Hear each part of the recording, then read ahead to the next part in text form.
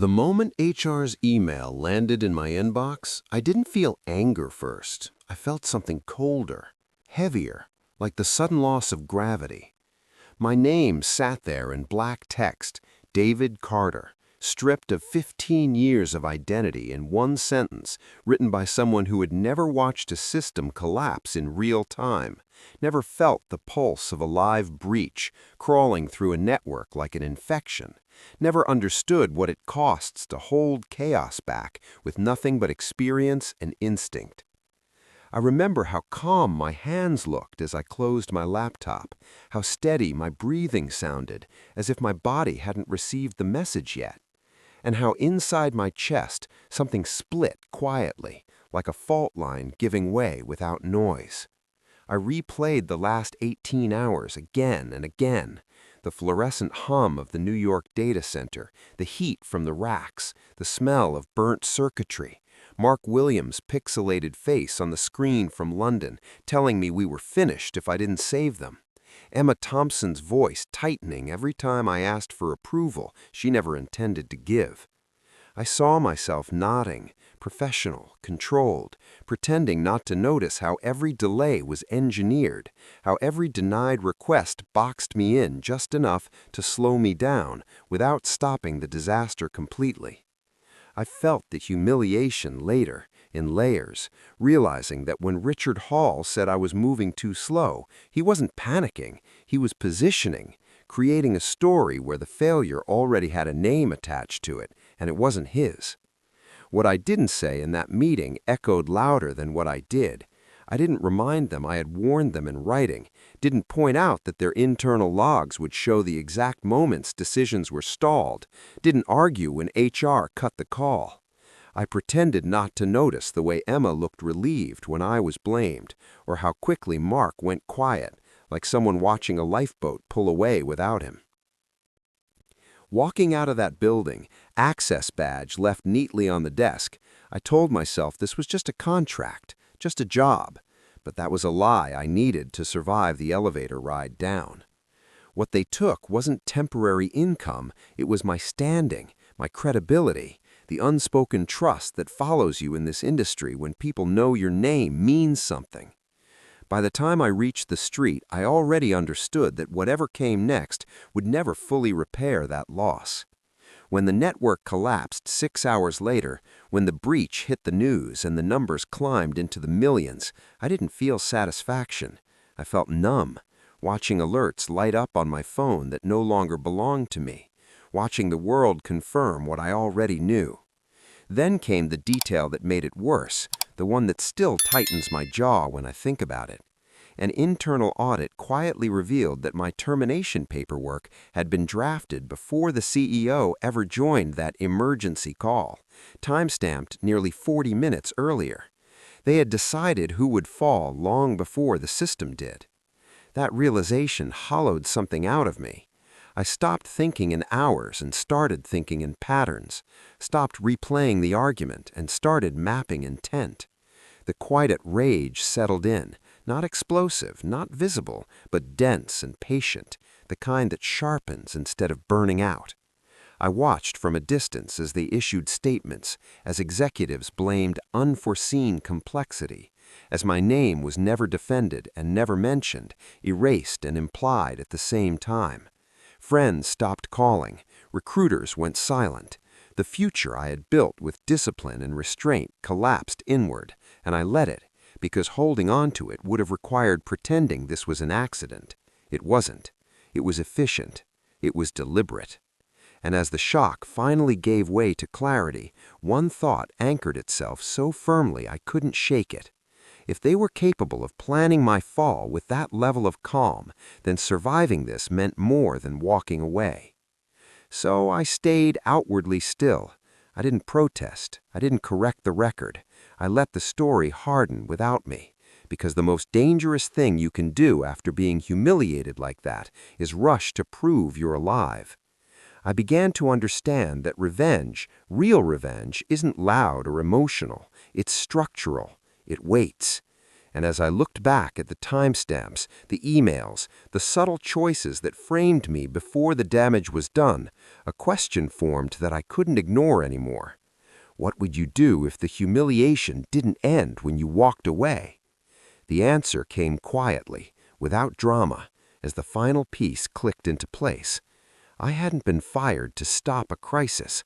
I had been removed to protect someone else. And that was the moment I realized this wasn't chaos at all. It was design. After I'd disappeared from their building, I didn't disappear from their world. I watched quietly, deliberately, from a distance so clean it felt surgical. Silence became my cover. I stopped correcting people. I stopped defending myself. I let the industry digest the version of events that made them most comfortable, because comfort breeds carelessness.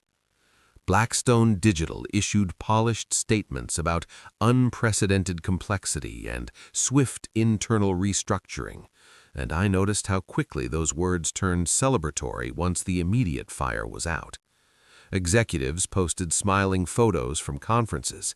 Emma Thompson accepted congratulations for holding the project together under pressure. Richard Hall went on a podcast and spoke calmly about leadership during crisis, never mentioning my name, never needing to. They believed the story had settled.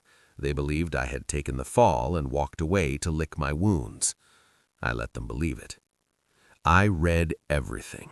Press releases, LinkedIn posts, regulatory filings. I noticed how Mark Williams avoided details now, how his language shifted from technical to vague, like someone who knows precision could be used against him. I noticed something else, too, how quickly they relaxed. Systems stabilized just enough for them to breathe again, and breathing makes people sloppy. They underestimated the damage they'd done to me, assuming humiliation naturally leads to retreat. They didn't understand that I wasn't licking wounds, I was measuring. The first shift didn't come with fireworks, it came with paperwork. I submitted a single, carefully worded response to a routine compliance inquiry that BlackStone didn't even know was still open. I didn't accuse, I didn't editorialize, I simply clarified timelines. Dates, responsibilities, who approved what and when. Everything I wrote was true. Everything was documented. And because I had left quietly, because I hadn't made noise when I was cut loose, no one questioned my credibility when that document landed where it mattered. It forced a pause, just a pause, but pauses in corporate life are expensive. Meetings were rescheduled. A funding announcement slipped by a week. 1 week turned into questions. That was the mini-revenge. Small, contained, invisible to the public, but inside their walls it landed like a hairline crack. I could feel it in the tone of their updates, in the sudden defensiveness of language that used to be confident. Emma's name appeared less often in internal summaries that found their way to me through old channels that hadn't been fully closed. They thought cutting my access had erased my reach. It hadn't. They had never audited relationships, only systems. That's when I saw the weakness they didn't know I could see. BlackStone's leadership wasn't unified. They were aligned in public and fragmented in private, each protecting a slightly different version of the truth. Mark had emails he didn't want surfaced. Emma had approvals she'd delayed without logging. Richard had signed off on risk disclosures he later pretended not to remember.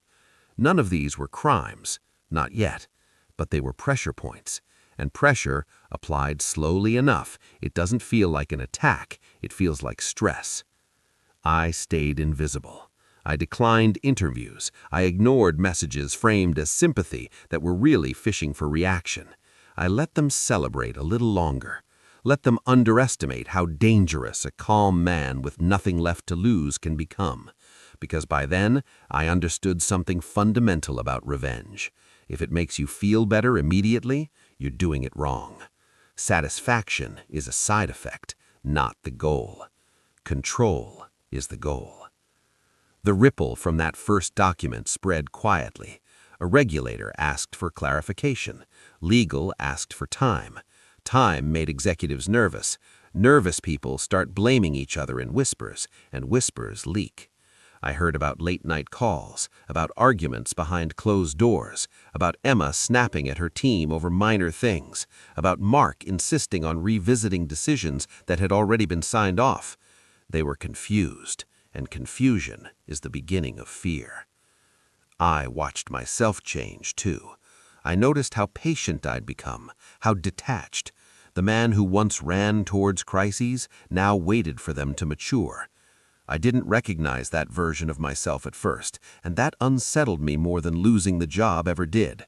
Revenge wasn't giving me back who I was, it was shaping someone new, someone quieter, sharper.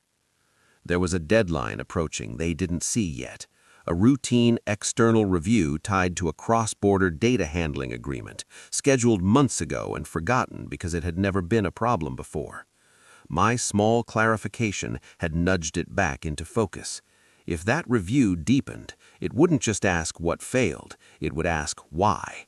And why is where stories unravel. They still thought I was gone. They still thought the damage was over. They still believed the worst had already happened. They were wrong.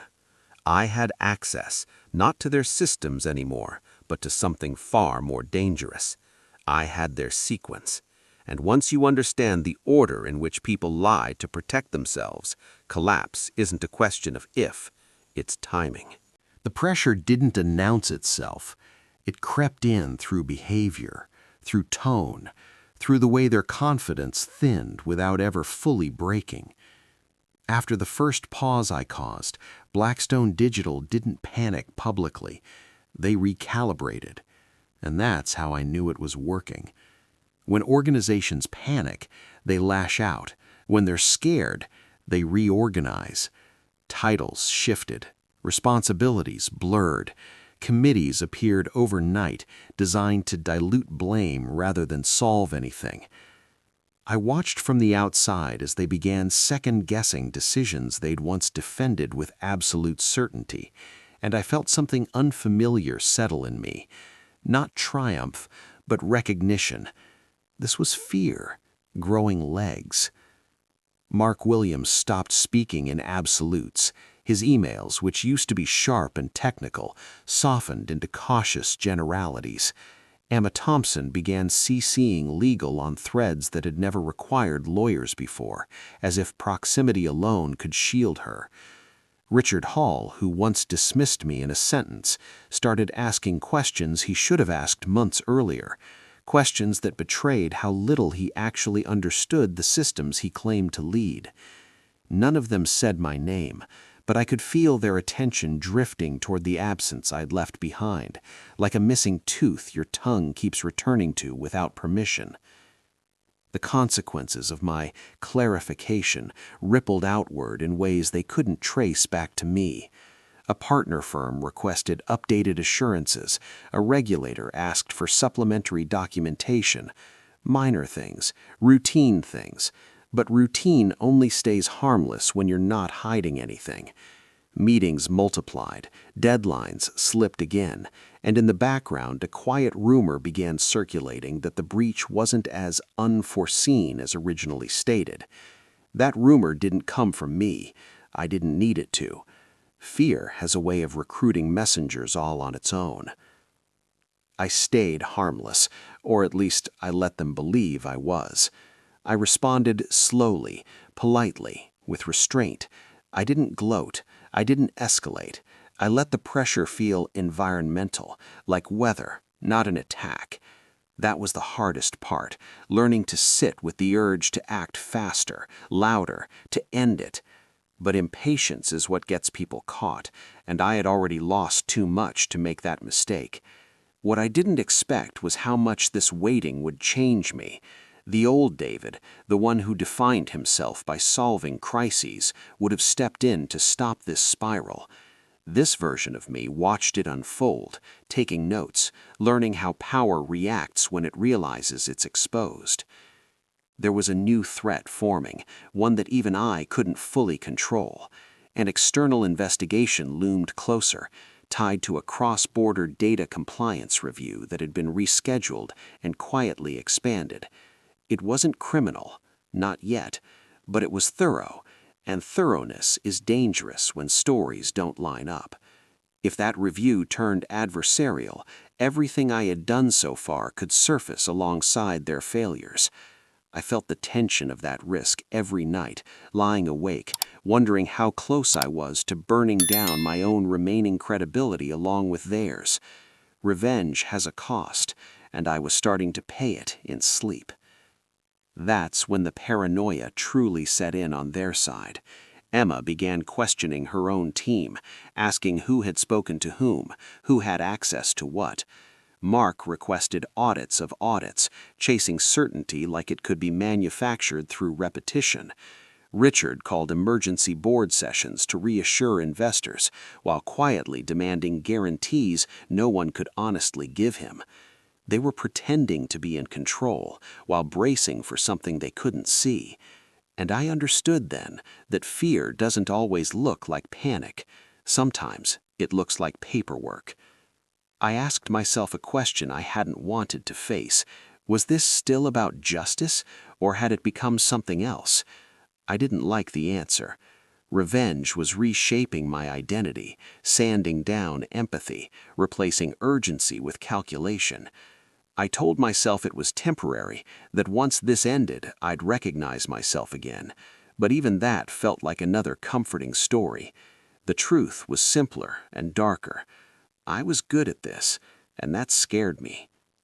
The deadline they didn't see was now unavoidable. The review would begin in days, not weeks, and buried within its scope was a requirement no one at BlackStone had revisited since before the breach: a reconciliation of incident response timelines across both the US and UK offices.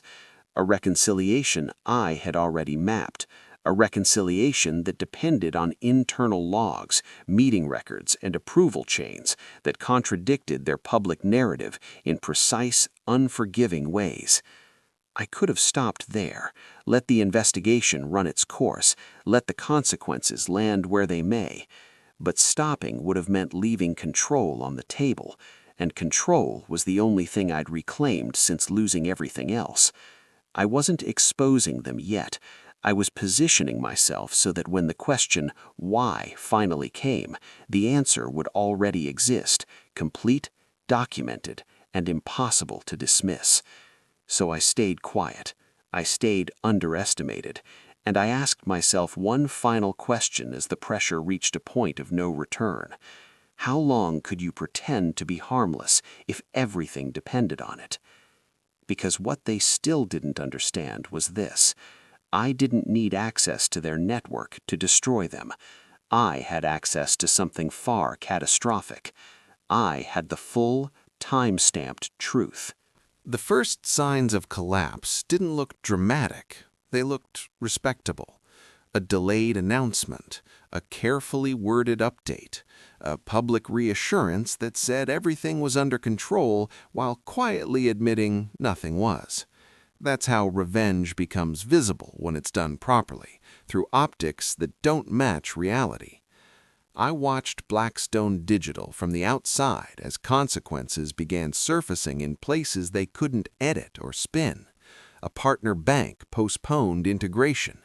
An industry panel replaced Richard Hall at the last minute. Emma Thompson stopped appearing on internal town halls, her name now followed by "on leave" without explanation. Outwardly, I stayed calm, professionally distant, the kind of man people assume has moved on.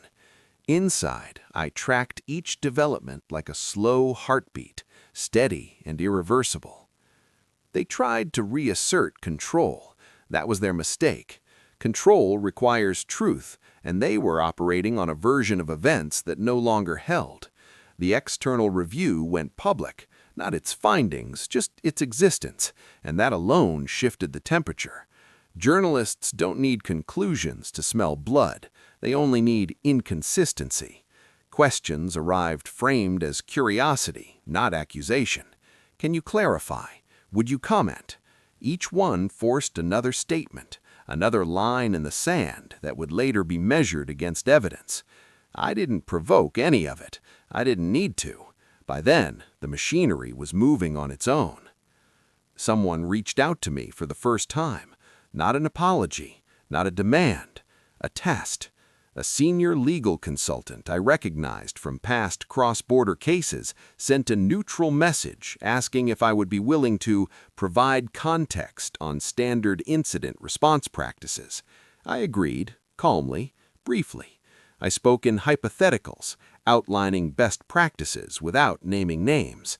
I let my credibility do the work. When you've been silent long enough, even neutral facts sound like warnings. I could feel the shift immediately.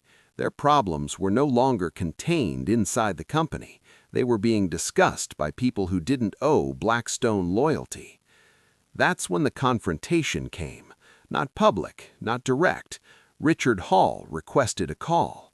His tone was measured, almost friendly, the voice of a man trying to put a lid back on something already boiling over.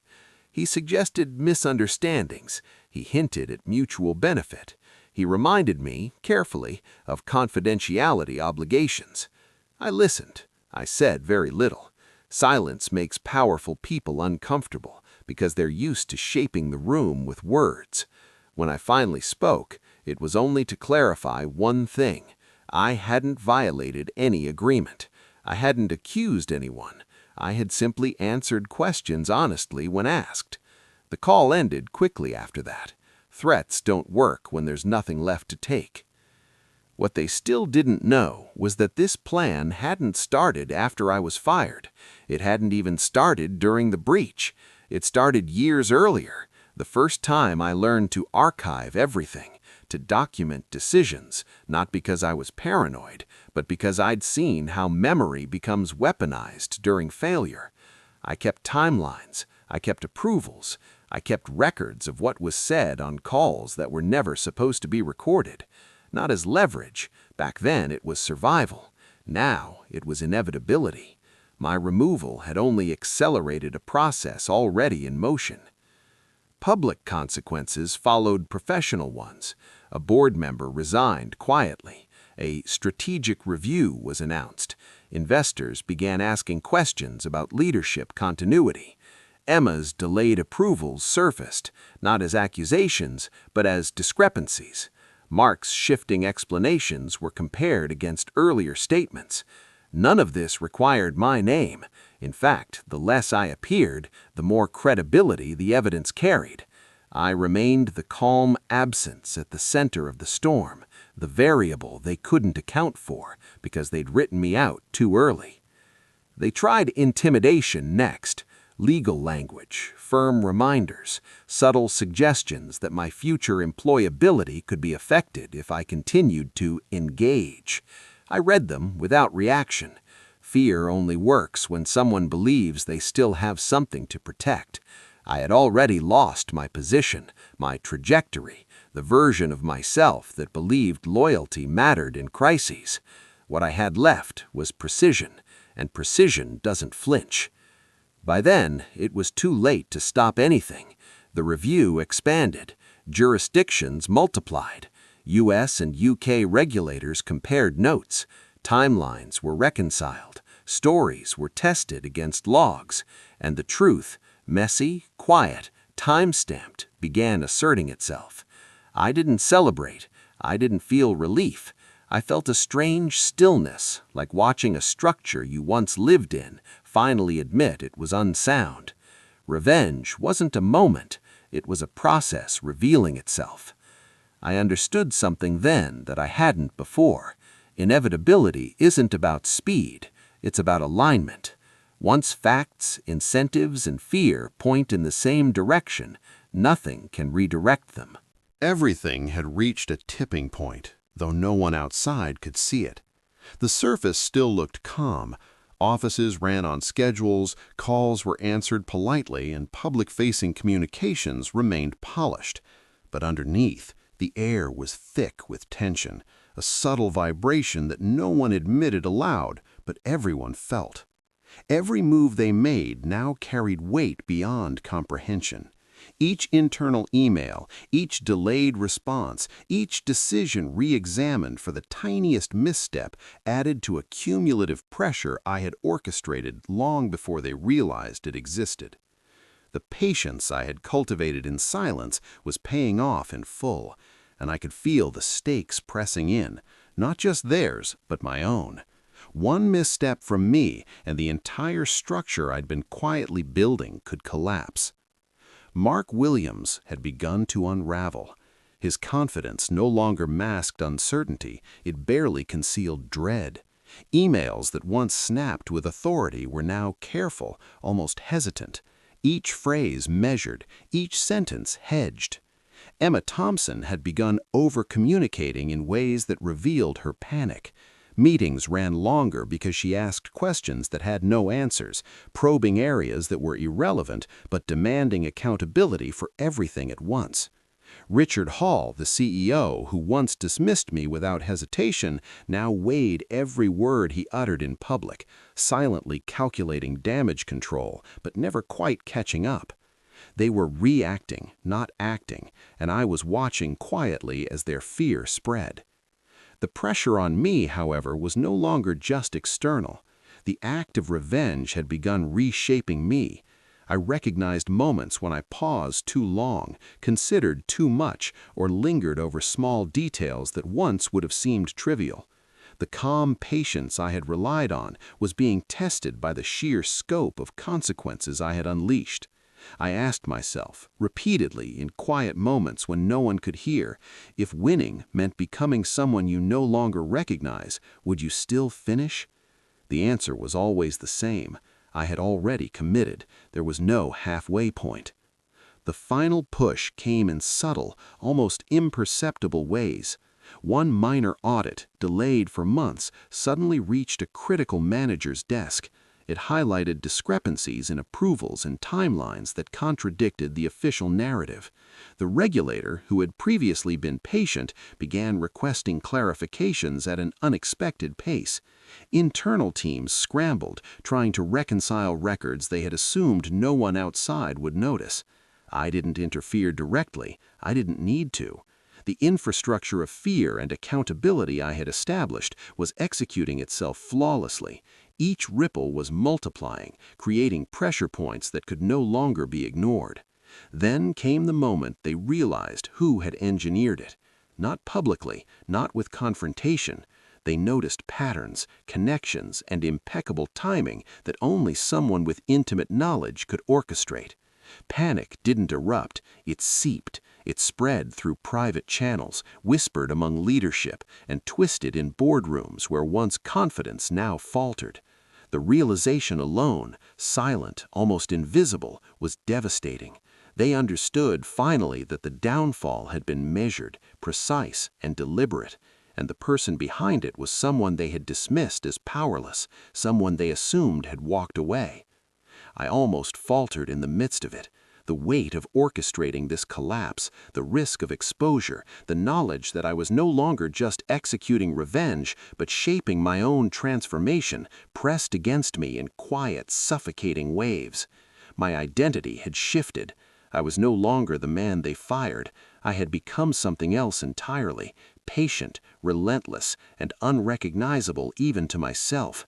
One misstep could have destroyed me along with them, but the last perfectly timed intervention, a document quietly surfacing in the right hands at the right moment, kept everything on track.